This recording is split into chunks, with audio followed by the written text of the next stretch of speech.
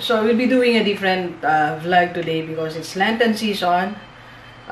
It's Good Friday today. Yan. So, gusto ko naman magkaroon tayo ng reflection.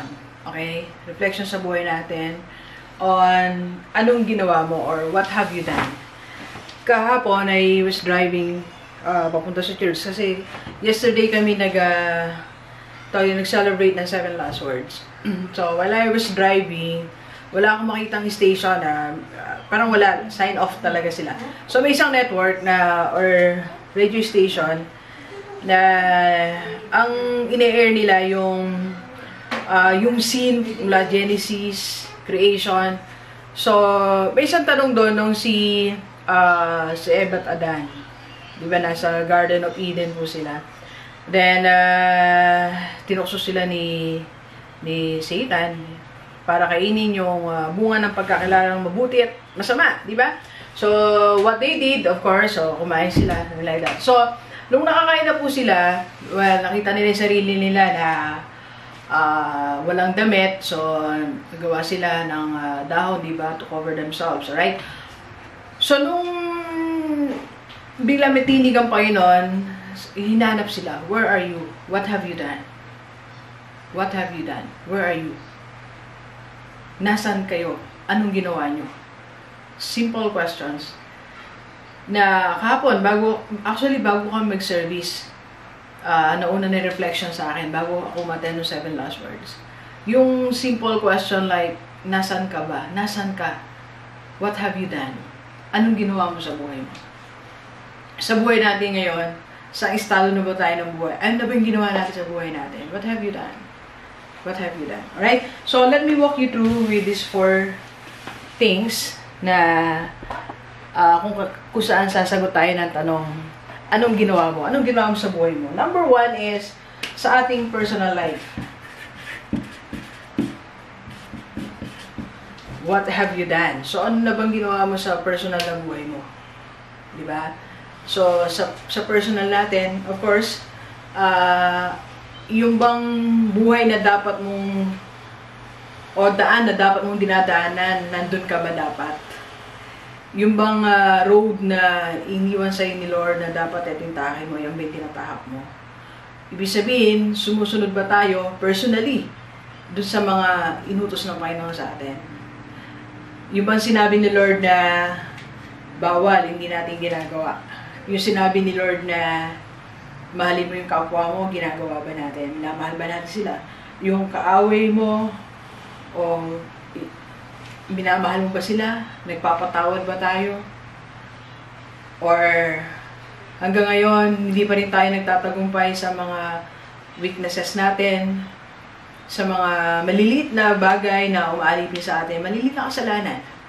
Diba? Minsan, sabi nga ng isang pastor, I was listening a few years back, minsan yung malaking tao, inaalipin siya ng ganito lang kalit na bagay. Sigarilyo, hindi ba pagtagumpayan, di ba? What have you done? Anong ginawa mo personally sa buhay mo? If you're going to reflect right now, ano yung nasan ka na? Personal growth. Nag-grow ka ba? Nag-improve ka ba as a person? Nag-improve ba yung buhay mo? Yung bang mga maling ginawa mo 5 years ago, 3 years ago, hindi mo na ginagawa ngayon? O binabalik-balikan pa rin? Parang kapon we're talking ng kapatid ko, sabi niya, sometimes, don't go back to your old self. Diba? Stop going back to your old ways, to your old self. Minsan, napagtagumpayan mo na yung ganong weakness. Dati, hindi na mahihit ulo mo eh. Bumabalik ka na naman eh. Dati, hindi ka na nagmumura eh. Ngayon, bumabalik ka na naman eh. Diba? Dati, masipag ka na eh. So, ngayon, tinamad ka na naman. Diba? Hindi na naman tinapos yung dapat mong tapusin. Personal life. Dati, nag-i-improve ka na. Masayahin ka na dati. Ngayon, mas pinipili mo pang ma-depress, malungkot. Anong ginawa mo? What have you done in your personal life? Right?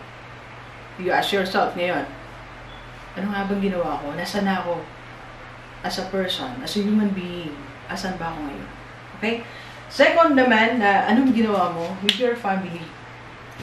So, sa family natin, una-una kong tanong, doon sa mga married, Buo ba ang pamilya mo? Kasama mo ba yung wife mo? Kasama mo husband mo? Kasama mo ba yung mga anak mo?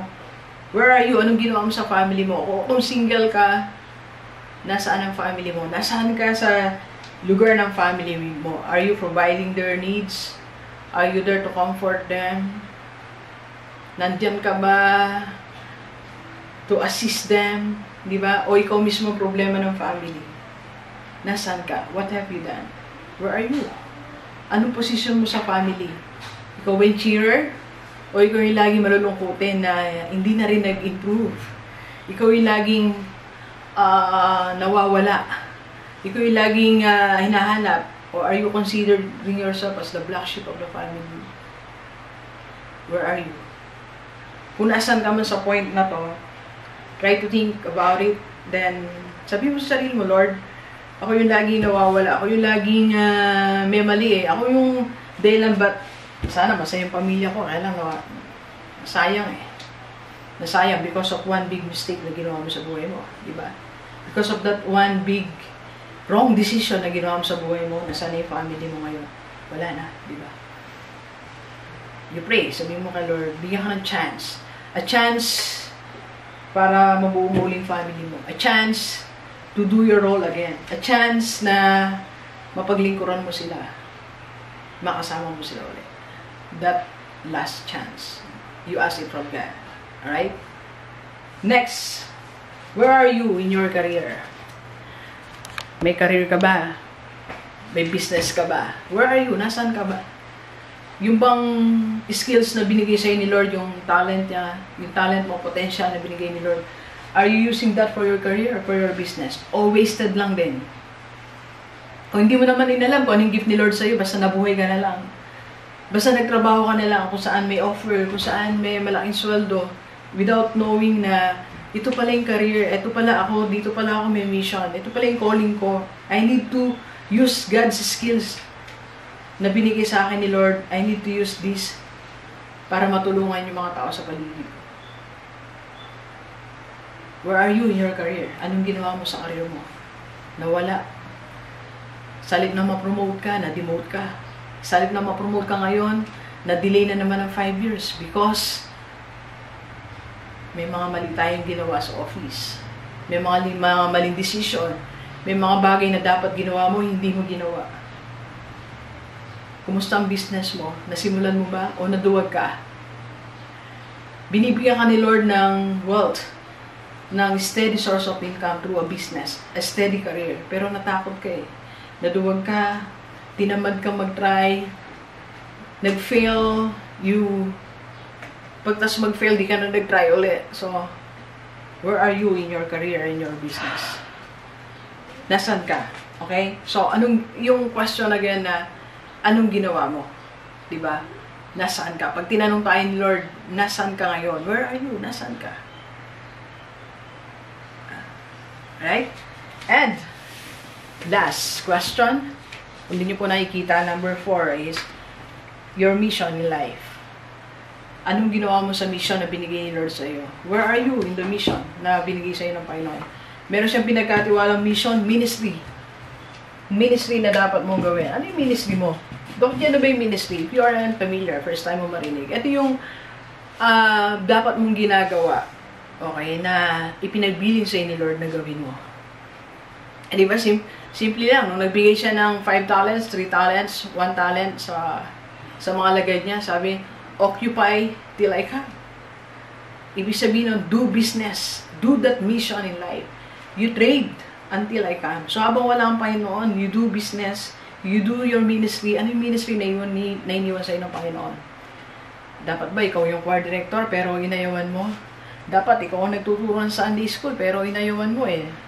Diba? Tinatamad ka pag linggo, ayaw mo mag-prepare.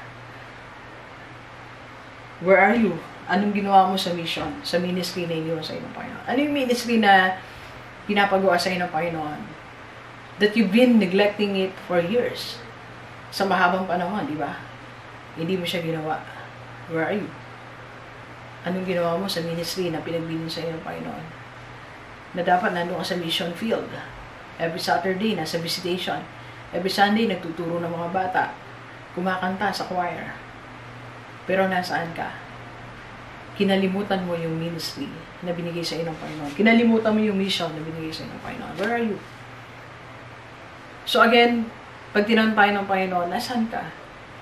In your personal life, in your family, in your career and business, and in your ministry, mission in life. Nasaan tayo? And if you're thinking right now na, Lord, or malayo ako, hindi, personal life ko, it's not improving, family ko, ako yung burden, ako yung problema, career wala, business wala, and lalo na yung ministry. It's not yet late. Ang sabi ni Lord, isa sa mga salitang iniwan niya sa krus ng Kalbaryo is, it is finished. So, tinapos na lahat ni Lord, lahat ng mga sufferings, lahat naging victorious. It was a moment of victory na napagtagumpayan ng Panginoon. Kaya yung lahat ng pinagdadaanan natin ngayon, kaya natin pagtagumpayan. Diba sabi niya nga, if anyone will come after me, this is my life verse, if anyone will come after me, let him deny himself, take up his cross, and follow me. Yung sinabi niyang follow me, yun na yun eh. Yung nauna na siya eh. Diba? So yung pain na na-experience mo ngayon, na-experience siya na yung pain na yun. Yung lahat ng sufferings na na-experience mo ngayon, na-experience siya na. Kaya madali nang dumaan kasi may nauna na. Di ba pag nagta-travel tayo, pag may nauna na, madali na. May trail na eh. Di ba? So nadaanan na ng Panginoon. It's not yet late. Improve yourself. Go back to your family. Improve your career. Start your business. And do your mission in life.